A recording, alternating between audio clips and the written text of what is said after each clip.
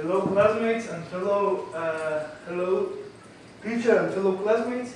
I'm going to interview Dr. Paz. His education has been, he's a PhD in aquaculture from Auburn University in USA. MSc in aquaculture, Louisiana State University, and agronomist of the EAP Zamorano, Honduras. He currently is researching in aquaculture Zamorano, in nutrition, and special use of additives to improve feed conservation in tilapia and aquaponics. First, my topic is airborne fluor. To change the airborne fluor to change the nutrition. And I want to know like the importance and the difference between the fish fluor. Flour. Okay.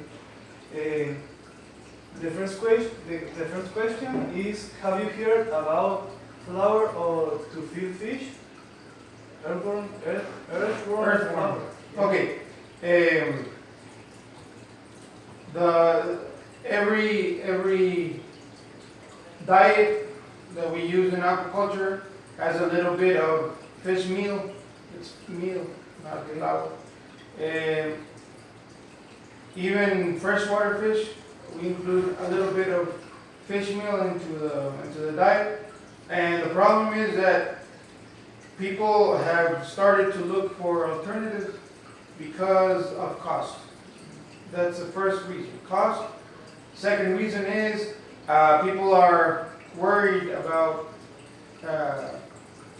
mad cow disease or a similar disease happening in fish. So they don't feel comfortable feeding fish to fish. That's the second reason.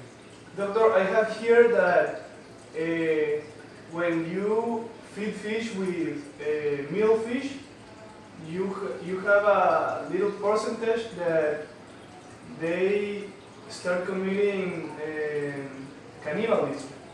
Well, any time you feed fish to fish or chickens to chickens, cows to cows, it's considered cannibalism. But in fish, it's acceptable because you're feeding one species to another species. They're fish, they're all fish, but they're different species. So it's a gray area that allows us to keep feeding fish to fish. But it's a practice that people want to stop using, basically because of the two reasons we talked about, cost and mad cow, or similar to mad cow disease in fish or shrimp. Okay. Do you think that change the diet, replacing with meal, earthworm meal, is going to be rentable? Profitable? No, well, yes. There's been studies with fish earthworm meal. There's been studies with insect larvae meal and other sources of protein, and they are profitable for the producer, basically because they're not competing against the normal fisheries, the fisheries that catch the fish that become fishermen. And basically, what happens is that you're feeding a good source of protein, because larvae normally have a good source of protein.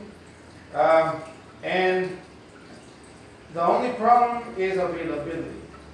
For example, if you're going to do earthworm meal, the problem with earthworms is that a large percentage of their body is water. So first of all, you need to dry the earthworms, and then you can make that a meal, the earthworm meal. So you lose about 80% of water. So you have to translate a pound of earthworm to grams of, or ounces of meal. So that's the problem right now.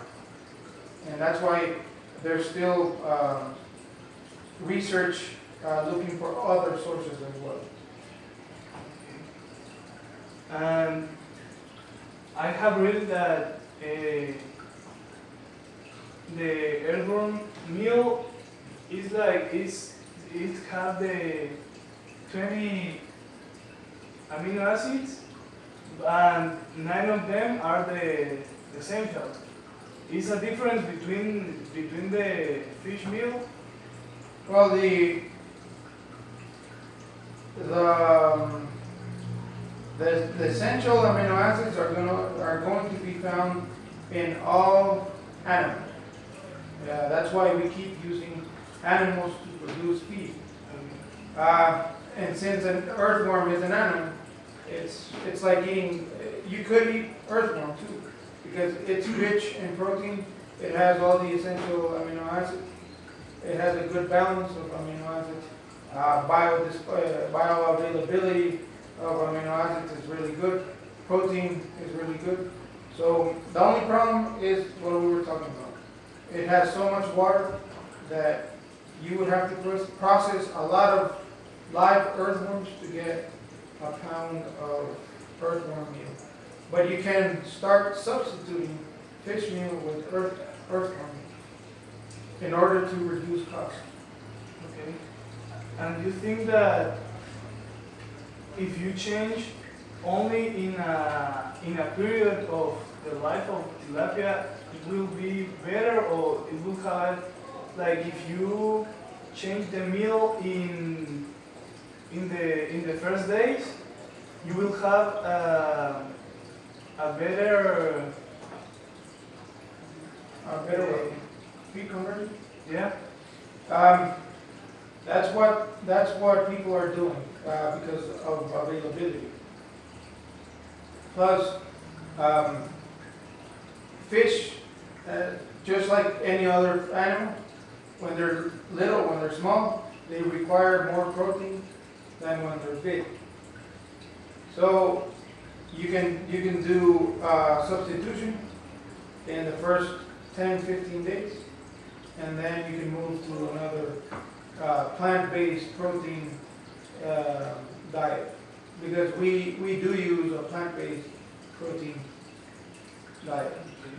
So you can supply, when they're small, the earthworm meal, because first of all, we're not only talking about protein, we're talking about all the fatty acids. You have to remember all the essential fatty acids that fingerlings require. The small fish are called fingerlings. So you have to remember fatty acids, essential fatty acids. You have to remember about all amino acids.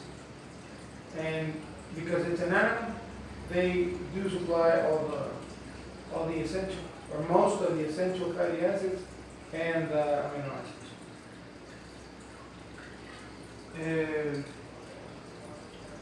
Did we use another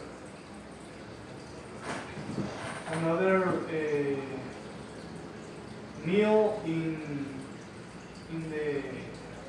the food Right now? Yeah. Right now, the sources of protein mainly come from fish meal. You can use bone meal. You can use blood and meat meal. All the stuff that you don't eat from the processing of cows and pigs, you can process it into meal, and you will find a good balance of protein. The problem is, for example, the problem with meat and bone meal is that it has a lot of ash and it has a lot of minerals that can affect the taste. So you can include them into the diet, but you have to include a small percentage, because if you use too much, it's gonna affect the taste, and the fish are not gonna eat the diet, the feed. So that's another thing you have to take care of. You have to be sure that whatever you put into the diet doesn't affect the taste, because if it affects the taste, it's like you trying to eat something that you don't like. The fish are not gonna eat it. They're not going to do it. No, fish, you can have the best feed in terms of protein and amino acids and fatty acids, but if the taste is not good, the fish are not going to eat. They're not going to consume the diet. So you're telling that we don't need too much minerals in the. Well, it's not that we don't need them. The problem is that sometimes they can affect the taste. So that's called palatability. So if the palatability is not good, the fish or the shrimp or whatever you're producing will not eat the feed. And if you don't get the nutrients into the animal is not going to use it. It's just going to be fertilizer in the water if you just add a diet. And the animals are not going to eat it.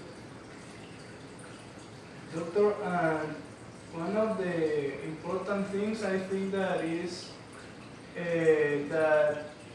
or the big question is that if we are replacing the earthworm meal with the fish meal, we are going to use less food or the same food. No, it's not about replacing food or amount of food. The issue here is replacing fish meal because it's expensive. Fish meal, the one we use, comes from Peru and comes from the North Atlantic. There's a fish in the North Atlantic called menhaden.